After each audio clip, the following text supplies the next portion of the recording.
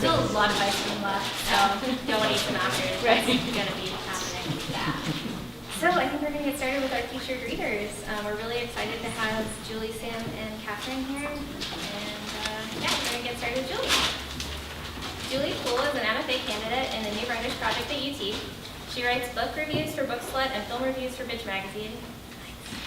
She is the co-founder of a literary magazine called Bridge, based out of Portland, Oregon. Her favorite flavor of ice cream is chocolate chip cookie dough. Duh.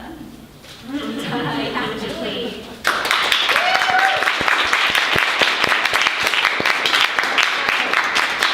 I'm stoked about this. This will be really fun. I haven't given a reading for about 10 years, and I was writing fiction then, and I read a short story called Commando, and it's pretty self-explanatory what that short story was about. So this is very new to me, but I'm so excited to be reading with Sam and with Katherine, because they're stellar ladies. I'm going to channel some duende here today, which I'm super stoked about. So, a little bit about this project, and also my voice kind of gets a little twitchy. It sounds like I'm going to cry, but I'm not going to cry. I'm not sensitive, so it's just a little tick that you need to know about. So I'm working on this chapbook called Navos. It's my favorite books are Paradise Lost and Dante's Inferno. Just some light reading. I'm not throwing that out there to be pretentious, but I love these books. And so I wanted to create a long narrative poem about fallen angels stuck in sort of a purgatory state. So I thought, well, perfect setting would be a psych hospital. And then the speaker is a young girl who falls in love with a guy named David who thinks he's the devil, and she believes it, and he wants to impregnate her. It's my idea of a rom-com, you know, like it's bad. I don't know if it's going to work, but I love working on these poems, and if I have any advice to new poets, it's do whatever the fuck you want. Either your poems, just go for it, because I think that's the best way to write. I might have to take some breaks for some water, because I get a little parched.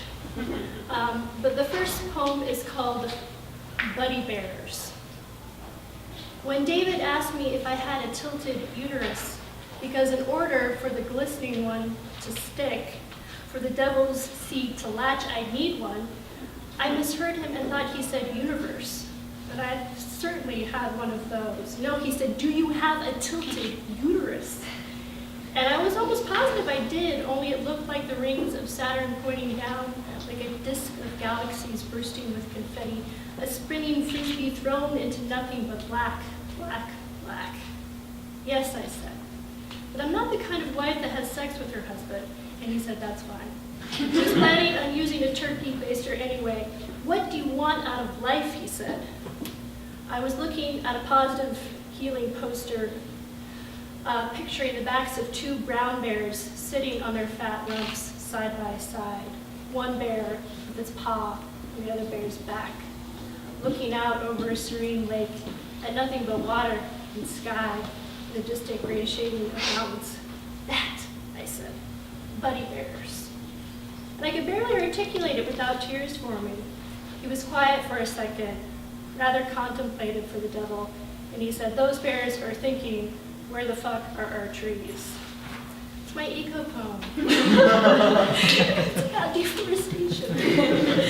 No, it's not true. Okay, so this poem is called David. This is one of the main characters. David calls his belly a solid mass of muscle. He morphs his face into an evil mask with eyes rolled back to the whites and a kissed tongue. I laugh. It's ridiculous, this facemaker, telling me he's God's gift to cunnilingus. This Luciferian, this Scottish lord, this fallen angel once on a tour bus circuit singing of the black arts to an arena of pale faces, G-strings collecting at his naked feet. Ozzy's illegitimate son. Mother was a go-go dancer. House in the Hollywood Hills burnt down by an ex-wife in a rage. He invites me to touch his bald head. Tells me this is what it will feel like to be made holy again, to know my one true purpose. So he's quite a character. This poem is called Joyful Resistance. I'm just going to take a sip of water. David works another nurse for some Nicorette gum. Exceeding his quota, he comes to me, and I pass my piece from my tongue to his. Joyful resistance. Bill says, love you. His hair a wiry vanilla swirl. Flip-flop shuffling his love yous ding down the hall. Love you from a smoke-filled lung. Love you from a dentured heavy mouth. Love you from a quiet mumbler searching for a place to sit. Love yous return to him, but he makes nothing of it, nor of the silence, or of the mean refusals. Oh, ravings duplicity. So many soul sounds digging all directions. The best pockets are Cherie's laughter and Nancy's whispering of John. David feeds his flock comfort, pours libations of coke to the brim of each trembling solo. Everything good for you is now bad.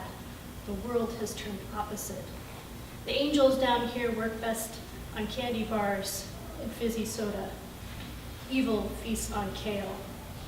To be battle ready, all we need is a carton of smokes and a 2-liter supply of Dr. Pepper. All right, this poem is called Jenny.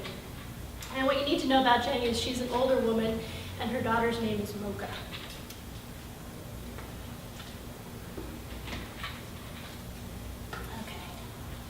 Okay. Jenny. Jenny says, I don't like no lesbian. But Mocha's a lesbian, and you like Mocha, said Cherie. Ah, said Jenny, waving us away. In here, everyone's a lesbian, wig staff. And I knew it would be safer for me if I was. Ever since I ate the devil's pizza, people had started to talk about me. You eat food with the devil, they said. And I was beginning to understand that this was bad. I had to get back to my lesbian. I had to stay clear of David. God first, husband second, you third. Women would be happier if they just accepted this. Listen to God. Listen to your husband. And I was starting to think, fuck you, David. But he was offering me protection from the outside world. The news said it loud and clear. There's a shooter loose and speeding along the highway. There are fires raging in California. Citizens are growing their own food. The very rich have readied their yachts for when the floods come. And they will come, David said, but only after everything burns. Okay. And this poem is called Cherie. I forget to breathe when you're reading poems, you're just thinking, you feel like you have to hold your breath the entire time. It's not fucking possible. Okay, so I have to step it back. Okay, Cherie is the bear. She has the innocence and charisma to lead us out of suffering. She is the secret weapon sent for the job I thought I was supposed to do. The code word is Seroquel, angel food. She thinks she knows me from Keystone. I am her Jessica. Who is Jessica? I am her Mariah. Who is Mariah? It doesn't matter since Cherie and I have known each other since prison, since we were young.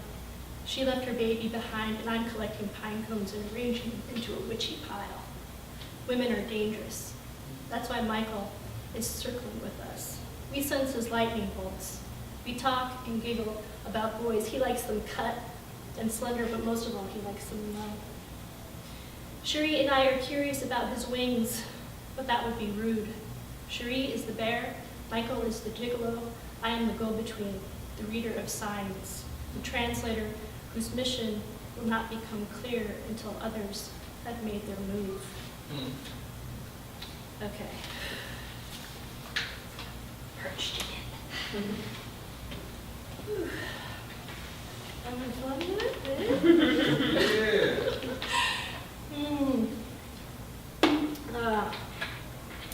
All right.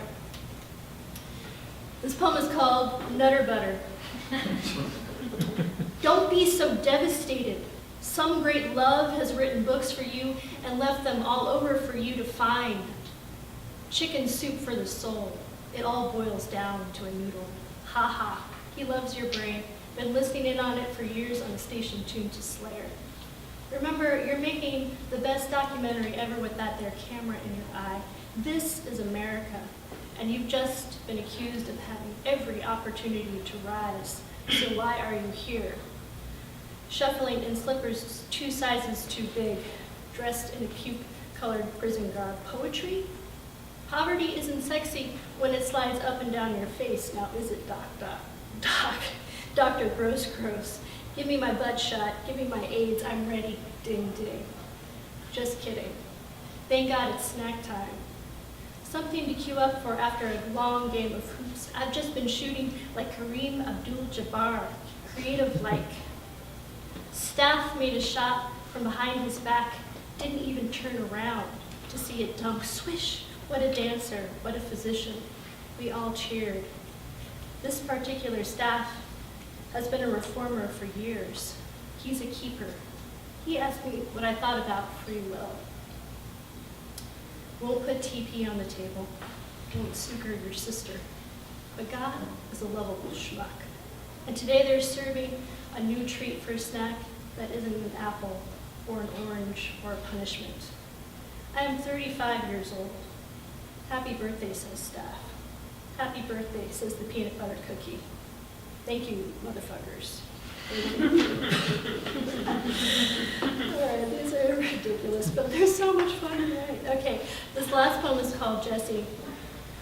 Okay. Jesse turns to Matthew, points out a passage, but I'm sick of people putting Bibles in my lap, so I get up and move. You will regret this, David says. That man is your father. And it occurs to me that Jesse is my father. He has my father's voice, and has been sown out of every man I've ever despised or loved. He has the same blue eyes as my high school friend, the facial features of my stepfather tormentor, and the mismatched limbs of 2 dead U.S. Marines. The scar along Jesse's head proves that he was once unzipped and reassembled by the CIA. The oracle states, you will recognize in this man a man you miss, a man you cannot forgive, and a man you will one day love. He will come to you seeking your kindness, and if you turn him away, you will be damned to the station. He seeks from you 2 things. You must read to him a particular passage from Matthew, and you must offer him the slow dance that he will miss at your wedding. I'm tired and I want to go home. David's demands are stunning, and the protection and the benefits of the devil's protection are wearing thin. Another black boy has been shot on TV and justice shrugs. I've been waiting to hear the sound of BAM's helicopter landing so we can talk about the efficacies of healthcare. My demands are real. Each day, a new stunned face trickles in, and a picture is taken for a wristband. This is a meeting of the minds, a temporary home for people who make life for the workaday uncomfortable. Jesse draws an abundance of stars. The oracle states, you will recognize in this man a man you miss, a man you cannot forgive, and a man you will one day love.